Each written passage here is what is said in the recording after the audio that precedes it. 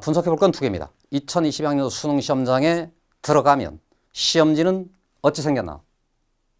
두 번째, 점수 계산법은 어찌 되길래 우리에게 불리함은 없을까?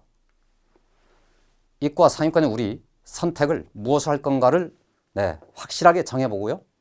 요 다음 주제에서는 수시대 정시 공부를 어떻게 황금 비율로 구성할 것인가 이거를 다루면서 1년의 계획을 한번 공유해 보도록 하겠습니다. 자, 시험지 한번 가보겠습니다. 단일 시험지 한부라고 돼 있죠. 그죠? 네. 그러니까 여러분, 우리 아이가 그 시험 현장에 앉았다고 가정해봐요. 1교시 국어 시험이 치러집니다. 쉬는 시간이 끝나고요. 2교시가 되면은 어차피 시험지가 한 부씩 주어집니다. 총 30페이지로 이루어진 단 한 부의 시험지 안에 1페이지부터 8페이지까지가 공통문항이고요. 9페이지부터 죄송합니다. 20페이지까지가 선택문항으로 되어 있습니다. 선택문항은 9페이지부터 12페이지까지는 확률 통계고요. 13페이지부터 16페이지까지가 미적분이고 마지막에 기하 문제가 들어있게 됩니다. 보시다시피 22개의 공통문항하고 8개의 선택문항이 주어집니다.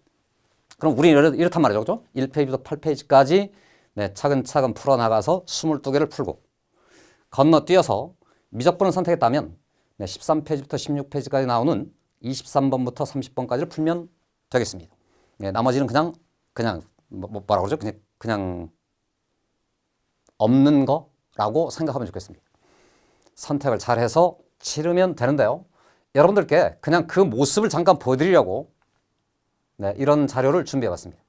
실제 시험지 2022학년도 대학 수학능력시험 예시문항이라고 해서 지난 5월에 교육과정평가원이 2022학년도 수능시험은 이런 난이도에 해당하는 이런 문제들의 구성된 모습으로 이런 시험지가 나올 거라고 공개를 했습니다.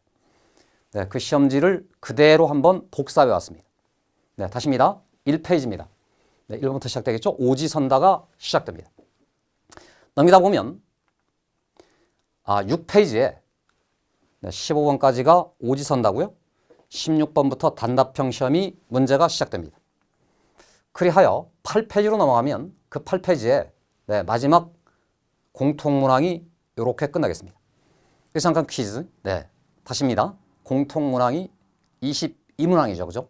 그 중에 단답형 문항이 몇 문제인지 아시겠습니까? 좀 전에 보셨죠? 그죠? 15번까지가 객관식이고요. 나머지 7문제가 공통문항에서 나오는 단답형 문제가 되겠습니다. 그리고 나서 9페이지로 넘어갔는데 거기 다시 여기 1페이지라고 되어 있습니다. 그죠? 선택문항의 1페이지가 시작된다는 얘기입니다. 확통 문제가 출발하고요. 역시나 23번, 24번 오지선다 문제가 다시 등장합니다. 그러다가 29, 30번이 되면 여기가 단답형 문항으로 주어져 있습니다. 그럼 여러분 다 그리시죠? 그죠? 공통문항 15개가 오지선다. 그 다음에 7개가 단답형. 넘어가면 23번부터 시작해서 오지선다형 선택문항이 시작되고 단답형 문항은 거기에 2문제가 더 있답니다. 그래서 단답형 문항이 총 9문항으로 구성되어 있습니다.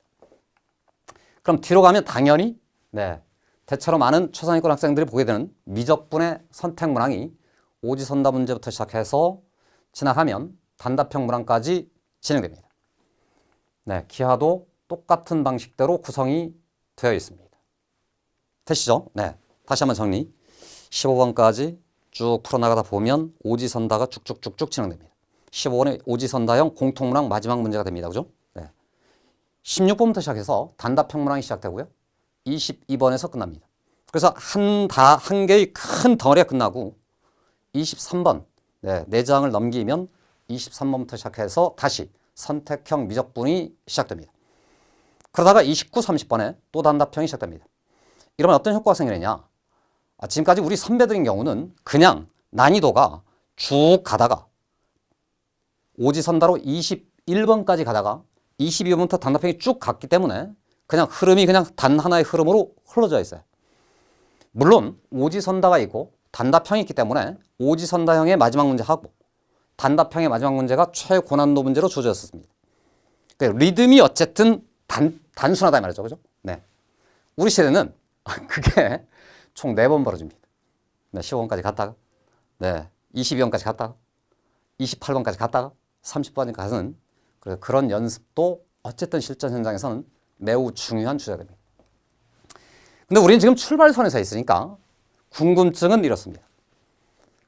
그 중에 탑5를 꼽아봐라. 네. 저 시험 문제가 공개된 직후 일주일 만에 저희 연구팀 전부를 데리고 세미나를 했습니다. 그 결과로 다음과 같이 뽑아왔습니다. 예상했던 대로 공통문항 마지막 문제 하고요. 선택문항 마지막 문제가 22번과 30번입니다. 공통문항의 객관식 마지막 문제, 오지선다형 마지막 문제, 그 다음에 선택 과목의 마지막에서 2번째 문제, 공통문항의 마지막에서 2번째 문제가 탑5 문제로 분류가 되었습니다. 그 중에 여기를 다시 가르면 이 2문제가 이름하여 최고난도 문제라고 말할 수 있습니다.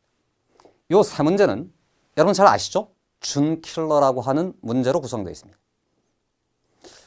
지난 토요일 깊은 생각에 2학년 1레벨, 2레벨 친구들이 이 똑같은 시험지를 쳐봤습니다.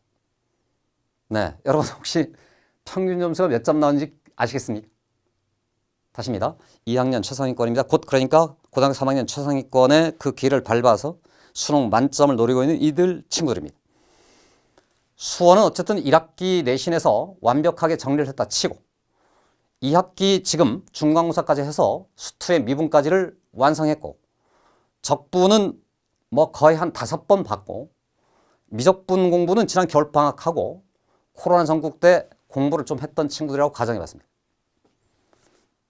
네, 평균 점수가 현재 88점으로 되어 있습니다. 문제가 어렵지 않다는 얘기입니다. 최상위권의 입장에서는 그렇다는 겁니다. 만점자도 아주 많습니다. 자, 여튼 저 5개의 고난도 문제를 모두 맞히는 것이 최상위권의 우리 입장에서는 우리에게 주어진 1년 후, 네, 그날 그 현장에서의 미션입니다. 자, 2번째 갑니다. 점수계산법입니다. 이건 너무 많이 설명해서 지금 세세하게 설명 안 드리겠습니다. 조정점수를 활용한 단일 표준점수 체제인데 그 효과를 평가원의 말로 다시 한번 읽어보겠습니다. 여러분 자주지 9페이지에 가면 그 내용을 그대로 붙여놨습니다. 네, 2022학년도 예시문항을 쓴 5월에 발간된 평가원 자료집에 그대로 들어있습니다. 자, 읽어드려 보겠습니다. 자료집이 있으신 분들은 자료집을 같이 보시면 좋습니다. 그죠? 네, 밑줄을 그어놨습니다. 수험생 전체를 대상으로 성적을 산출한다. 네, 예쁜 표가 있었는데 이 표는 그냥 무시하셔도 좋습니다. 결국 그냥 한 줄로 다 세운다 입니다. 다음입니다. 여기부터가 핵심인데요. 수험생 집단의 공통과목 점수가 평균적으로 높은 경우에 네, 그대의 점수가 상향 조정될 수 있다. 다시 우리 집단이 미적분 선택 집단에 우리들의 공통과목 문항의 평균 점수가 확통을 선택한 집단의 공통과목 평균 점수보다 무조건 높을 것이다. 심지어 기하보다도 높을 것이다. 그렇다면 네, 그대의 점수가 상향 조정될 수 있다. 이름하여 제가 애들한테는 팀전이라고 부른 적이 있습니다. 우리 팀의 공통과목 평균 점수를 높여라. 잘하는 학생들이 많이 모여있는 그 과목이 유리하다는 얘기입니다. 계속 같은 얘기입니다. 그죠? 네, 학습 내용이 어려우며 학습 분량이 많다고 여겨지는 과목에 보상을 줄 가능성이 있다. 핵심은 어려우며 쪽이 아니라 학습 분량이 많다 쪽에 있습니다. 왜냐하면 문제는 어렵게 내면 어려워지는 거예요. 그죠? 네, 확통이 쉽고 미적분이 어렵고 기하가 뭐 중간이고 이런 게 아니고요. 그 모든 과목에서 어렵게 내기로 작심하면 하염없이 어렵게 낼 수 있습니다. 사실상 지금 여러분 1년 선배들, 지금 곧 수능을 앞두고 있는 선배들 입장에서 제일 골머리를 앓는 단원이 확통입니다. 확통은요, 공부를 조금 하면 성적이 팍 올라가요. 근데 어디까지 올라갔잖아요? 그 다음부터는 수학 문제가 아닙니다. 그야말로 지문 독해력 문제입니다. 거기는 공부를 많이 한다고 해서 점수가 확 오르지 않습니다. 그런 어쨌든 벽이 있다는 거예요. 위쪽 천정이. 미적분인 경우는 공부를 할수록 올라갑니다. 해서 어렵고 쉽고의 여부라는 것은 크게 중요치 않다. 여기입니다. 네, 분량에 문제가 있어서 많은 학생들이 확통은 한 5강 정도 들으면 되고 개념상 기하도 한 5강 정도 들으면 되고 네, 대신에 미적분인 경우는 한 10강 정도를 들어야 저 전체의 개념을 정리할 수 있습니다. 그래서 주로 미적분을 기피하고 네, 확통, 기하 쪽으로 애들이 선택하게 됩니다. 결론이 이렇습니다. 험한 길을 싫어하는 그런 친구들에 비해서 험한 길을 과감하게 선택한 자에게 보상을 주겠다는 얘기입니다. 밑에 얘기는 읽으시면 되겠습니다. 네, 지나가 보겠습니다. 특별히 기하 대 미적분의 선택에 관한 얘기인데요. 여러분 결정하셨죠? 네. 여러분의 선택을 지금 한번 그대로 소리 높여 외쳐보십시오. 그대의 선택, 기하 대 미적분. 그 답은 미적분 되시죠? 이유를 한번 정리를 해보겠습니다. 1. 학습량을 비교해보면 기하는 교과서입니다. 소단어로 16개 소단어이고요. 미적분은 26개가 됩니다. 그러니까 배울 양이 많다, 분량이 많다는 얘기예요. 그죠? 네. 그래서 주로 중위권 친구들이 이쪽보다는 저쪽을 선택하고 싶은 욕망이 생겨납니다. 난이도입니다. 아까 말씀드린 그 실제 시험 문제를 분석해봤습니다. 29번, 30번을 집중 분석을 해봤더니 이런 현상이 생겼습니다. 확통 문제가 많이 어렵지 않으나 하위권 친구들이 풀기에는 꽤 어렵다. 기하 어렵지 않다. 미적분 어렵지 않다. 해서 지난 토요일 저희 2학년 친구들이 풀었는데 정답률 있잖아요. 22번 정답률하고 30번 정답률이 있을 거 아닙니까? 네, 22번은 미분입니다. 수투미분. 지난 중간고사 때 시험 치른 바로 그 내용에 가장 최근에 가장 열심히 공부해서 치른 그 시험입니다. 미적분의 경우는 겨울방학 때 배웠던 그 기억, 여름방학 때 조금 했던 그 기억만 남아있는 문제입니다. 정답률이 20번 정답률이 30번 정답률에 비해서 반토막입니다. 여기가 어렵다는 겁니다. 네. 공통 과목은요. 어쨌든 선택 과목은 출제자들이 계속 골머리를 앓습니다. 아까 조정점수 제도도 있지만 어쨌든 시험의 절대 난이도가 서로 완전히 상극이 되게끔 달라지면 저 조정점수 제도는 완전히 허물어지는 구조가 돼서 이 수능 전체에 대한 불신감이 생겨날 겁니다. 그래서 최대한 그 분들께서 노력을 해서 이 둘의 난이도를 비슷하게 만들려는 노력이 매우 역력합니다. 이따가 30번 문제의 실제 풀이를 잠깐 소개하겠는데요. 네, 예전에 30번인 경우는 대체로 풀이 길이가 가장 잘 풀었을 때에 10줄 혹은 12줄 정도가 있었습니다. 네, 올해 이번에 공개된 그 미적분 30번 문제는 6줄 정도면 풀립니다. 어쨌든 난이도상 둘이 비슷하다 이겁니다. 가장 중요한 것이 적응도인데요. 우리는 무슨 92점을 맞고 유불리를 따지려는 사람들이 아닙니다. 우리는 만점을 맞으려는 사람들이기 때문에 만점을 맞을 방법을 찾는 게 일이거든요. 공감이 되시죠? 네. 학생의 적응도를 생각해 봤습니다. 여러분 다 알다시피 기하는 내신에서 절대평가로 진행됩니다. A, B, C 3등급 제도인 거죠. 그러니까 한마디로 말하면 80점 이상을 맞으면 모두 A등급이 된다는 얘기입니다. 시험이 엄청나게 쉽습니다. 애들 말로는 개 쉽습니다. 해서 내신 대비를 하다가 보면 학생들이 이미 알아서 선생님 기하는 제가 알아서 할게요. 네, 수원하시죠. 수투하시죠. 이럴 정도로 네, 학생들이 내신에서 수능을 향해 가는 공부를 절대로 할 수 없는 구조로 되어 있습니다. 대신에 미적분인 경우는 상대평가 9등급 제도이기 때문에 돌아오는 3학년 1학기 네, 모든 수시를 쓰려는 최상위권 학생들이 바로 저기에 집중해야 됩니다. 당연히 시험도 어렵습니다. 시험 문제들 전부가 수능시험 혹은 모의평가의 변형 문제들입니다. 변형됐다는 말은 실제 그 문제보다 더 어려워진다는 얘기입니다. 그러니까 학생들이 그 내신 공부를 하는 동안에 그 수능을 향해 가는 그 준비 상태가 최상으로 올라가는 적응도상 미적분이 훨씬 더 높답니다. 그럼 결론적으로 무슨 말이냐? 미적분은 학습량이 많아서 처음 출발할 때는 좀 힘겨운데 사실은 적응도 측면에선 매우 최강이 될 수 있는 과목인 거고 난이도가 이와 같다면 미적분에서 만점을 맞을 가능성이 매우 높답니다. 이걸 대비해서 우리는 지난 겨울부터 미적분 공부를 조금씩 해온 상태입니다. 그러시죠? 네. 넘어갑니다.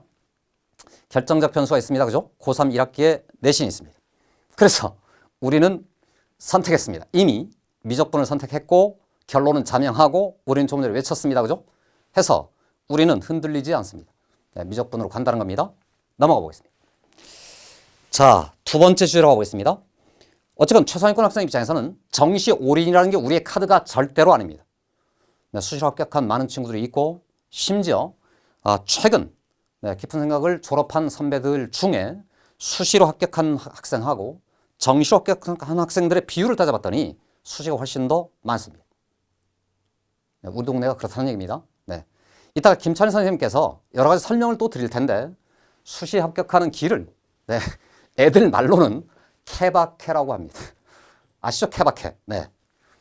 총 4명의 친구들을 잠깐 불러드려서 그들의 이야기를 직접 들어보는 시간을 갖겠습니다. 네, 첫 번째 친구는 정신여자고등학교를 다니고 있었던 연세대학교 학생부 종합 활동 우수 전형으로 의예과에 합격한 서채영 양이고요. 두 번째 친구는 같은 학교를 다닌 그의 친구 서원영 양입니다. 성도 같고 그래요. 어쨌든 이 친구는 경희대학교 치의과 학생부 종합 전형으로 합격한 친구입니다. 다음, 이번엔 남학생 2명일 텐데요. 첫 번째 친구는 정시로 카톨릭대 의대에 합격한 민영준이라는 친구고요. 마지막 친구는 수시 일반 전형으로 서울대학교 의예과에 합격한 임준경 군입니다. 이 4명이 목소리를 직접 들으시면서 1. 우리 아이의 내신 성적하고 저들의 내신 성적은 어떤가를 한번 견져보시고 그랬을 때 그들은 어떻게 수시 원서를 썼는지 그 다음 그들의 합격 비결은 뭔지를 한번 따져보는 시간을 갖도록 하겠습니다. 자, 우선 2명의 학생의 인터뷰를 영상으로 한번 듣고 오겠습니다. 보고 오겠습니다. 약 1분 한 30초 정도? 네, 여러분 같이 한번 들어보시죠. 1차는 경희대랑 연대를 붙었고 카대는 논술로 썼는데 카대 논술은 치러 갔는데 떨어졌고요. 경희대랑 연대 1차는 붙었지만 다 최종 합격은 연대만 했어요. 경희대는 면접을 보러 가지 않아 제가 포기를 했어요. 일단 1차가 붙은 거는 고대랑 경희대가 1차가 붙었고요. 고대는 면접 보러 갔는데 2차에서 얘가 이제 면접에서 떨어졌고 경희대도 사실 그 예비 번호로 추가 합격된 거거든요. 1.8? 그 다음에 1.9? 그리고 제가 2학년 때 성적이 급상승한 케이스여가지고 2학년 때부터 1.38? 그리고 1.23? 그리고 3학년 1학기 1.0 했어요. 1.0? 1.5? 2학년 2학기 때가 1.2 정도였고 고3 때 좀 떨어졌어요. 저는 고3 때 1.8 정도 그런 식으로 왔다 갔다 했었던 것 같아요. 저는. 네, 잘 보셨죠? 우선 어쨌든 합격한 이 2명한테 여러분 박수 한번 보내주십시오.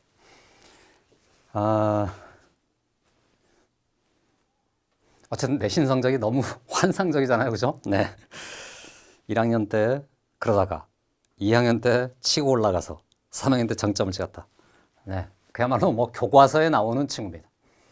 근데요, 저 친구가 남겨놓은 얘기가 있습니다. 입학 설명에서 들은 수시 지원에 대한 모든 이야기는 거짓말이었다 였습니다. 자기는 고대는 쓰면 합격하고 연대는 떨어질 거라고 예상했답니다. 연대 합격했다는 겁니다. 그죠? 네. 그래서 이 친구들이 남겨놓은 얘기입니다. 그죠? 네. 어쨌든 케바케다. 그러니까 내 거를 잘 챙기고 학교 선생님하고 상담하고 등등등 이런 과정을 거치면서 수시 원서를 쓰고 난 후 반드시 잊어라. 그 어느 거에 안주해서 곤란하다 이런 얘기입니다. 네. 이번에는 남학생들 이야기를 제가 짧게 정리를 해보도록 하겠습니다. 네. 아까 누군지는 아시죠? 카톨릭대 정시로 합격한 친구입니다. 이 친구는 쭉 보시다시피 그냥 최상위권이면 누구나 쓰고 싶은 카드를 다 썼습니다. 경희대에만 1차 합격을 했습니다. 다행히 경희대가 면접을 수능 후에 진행했습니다. 그러니까 수능 성적을 보고 나서 결정할 수 있단 말이겠죠. 그죠? 네, 경희대에는 아예 면접날 가지를 않았습니다. 이유를 아시겠죠? 네. 수능을 봤더니 이렇게 결과가 나왔답니다. 가채점을 했는데 국어가 2점짜리 한 개만 틀려서 서울대 이러고 있었는데 그러니까 경희대를 안 가도 된단 말이죠. 그죠? 네. 나중에 실제 성적으로 받아보니까 영어가 2등급이랍니다. 점심시간에 네, 밥을 먹고 나서 컨디션이 매우 안 좋아진 그런 상태로 영어 시험을 치렀답니다. 마지막 친구입니다. 네. 마찬가지로 뭐 거의 똑같습니다. 그죠? 네. 1차에서 몽땅 다 합격했답니다. 심지어 여기 합격된 겁니다. 면접이 수능시험 전에 있었습니다. 수능을 어찌 봤느냐 이렇게 봤답니다. 무슨 말씀입니까? 여기를 합격을 못했잖아요. 납치당하는 거죠 이게. 네, 이게 바로 납치 효과가 생긴다는 얘기입니다. 해서 수시 원서를 쓸 때 항상 염두에 둘 것이 면접이 수능 전에 있는 곳은 무조건 상향 지원한다. 수능 후 면접은 내가 선택할 수 있는데 수능 전 면접일 경우는 수능시험을 잘 보잖아요. 네, 무조건 납치당한다는 얘기입니다. 행복한 납치를 당하자. 이게 수능 전 수시 카드의 핵심적인 원칙입니다.